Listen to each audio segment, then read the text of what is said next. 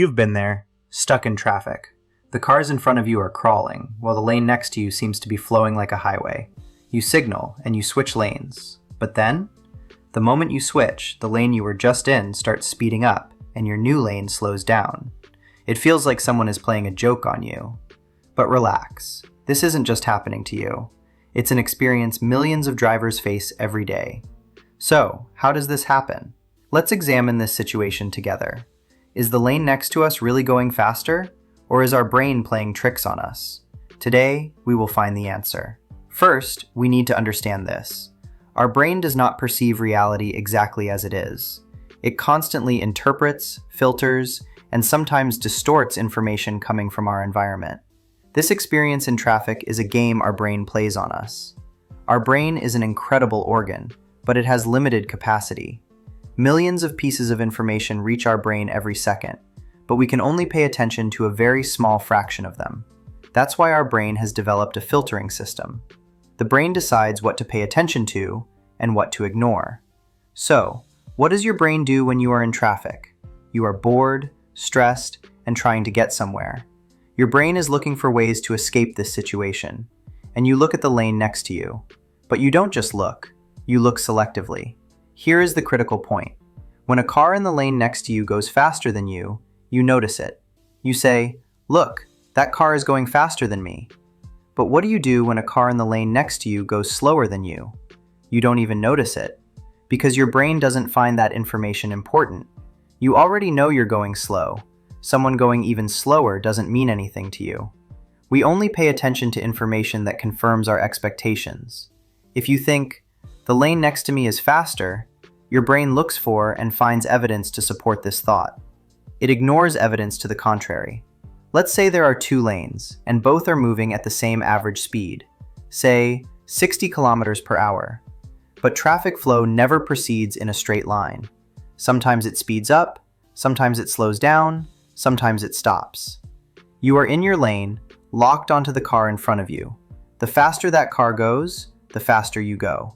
If that car slows down, you slow down too. Your eyes are constantly on the same spot.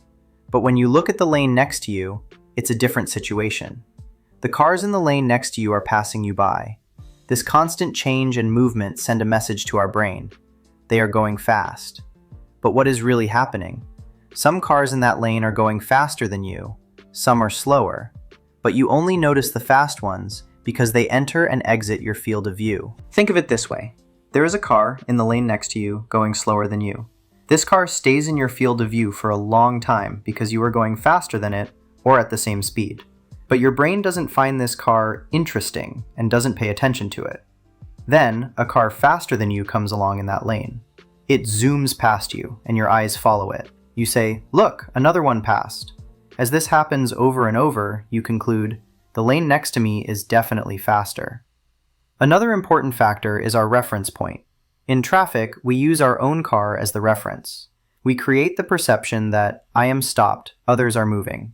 This is completely natural because you are inside the car and moving with it. You feel stationary. But when you look at the lane next to you, you see those cars moving relative to your reference point. If those cars are going faster than you, relatively speaking, they appear much faster. If you are going 50 kilometers per hour and the car next to you is going 60, it looks like it's passing you at 10 kilometers per hour. But in reality, the difference is only 10 kilometers. To understand this, let's give another example. Let's say you are standing on an escalator. People on the normal stairs next to you are walking up quickly. They look very fast to you, don't they? But in reality, they are just climbing stairs at a normal speed. Because you are moving slowly, their movement looks faster.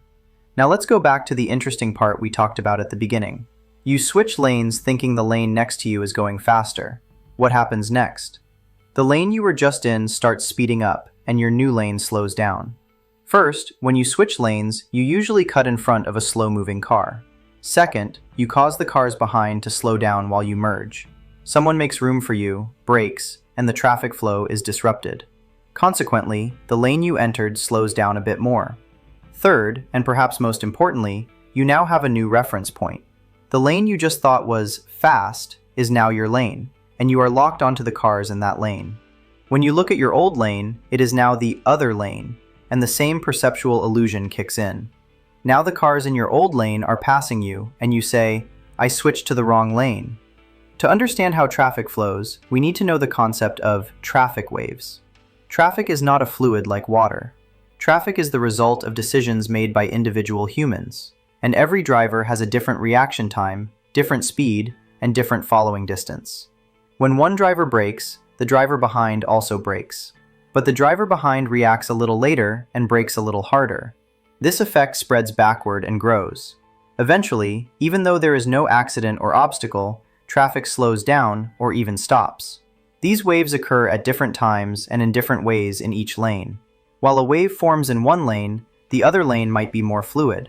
5 minutes later, the situation might reverse. That is why sometimes the lane next to you seems to be going faster, because it really is, but this is a temporary situation. 5 minutes ago, your lane was faster. 5 minutes later, your lane will be faster again. But we only see the present moment and conclude, the lane next to me is always faster.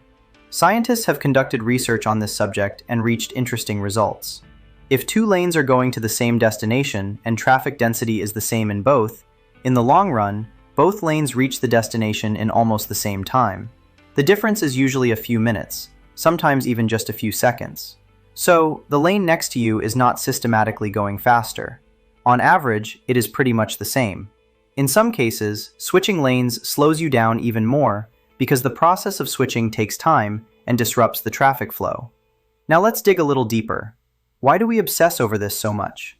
Why do we get so angry when the lane next to us goes faster? The answer lies in our psychology. Humans need to feel in control. Being stuck in traffic means losing control. You can't control where you go or when you arrive. You have to go as slow as the car in front of you. This situation creates frustration and helplessness in people. Thinking that the lane next to you is going faster actually triggers the thought, "I made a wrong choice, I could have made the right one." And this thought bothers you even more because now you are not just annoyed about being stuck in traffic, but also about having made a wrong choice. Switching lanes is a control move.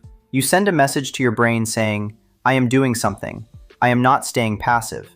Switching lanes makes you feel better. That's all. So, could this situation change in the future? With autonomous cars capable of driving without human error, with more proper distances, and at more consistent speeds, partially, yes. This could reduce congestion and make traffic flow smoother, but it won't eliminate it completely.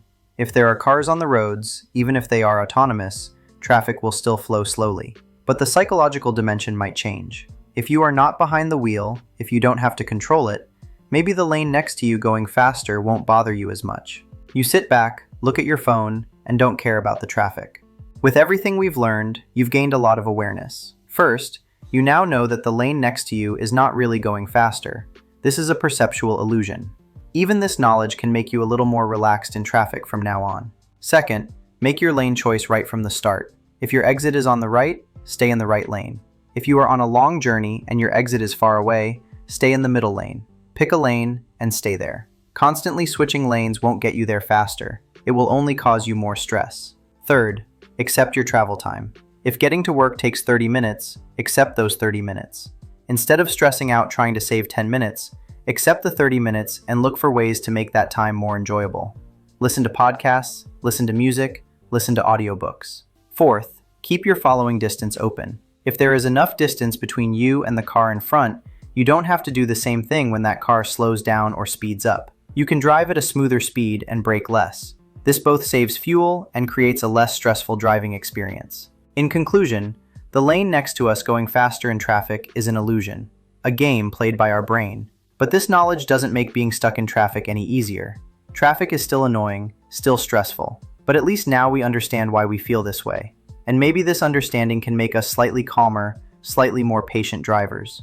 Next time you are stuck in traffic and think the lane next to you is going faster, stop and think. Is this real, or is it a game my brain is playing on me? Will switching lanes really get me there faster, or will it just create a sense of control? And remember, traffic is not a race.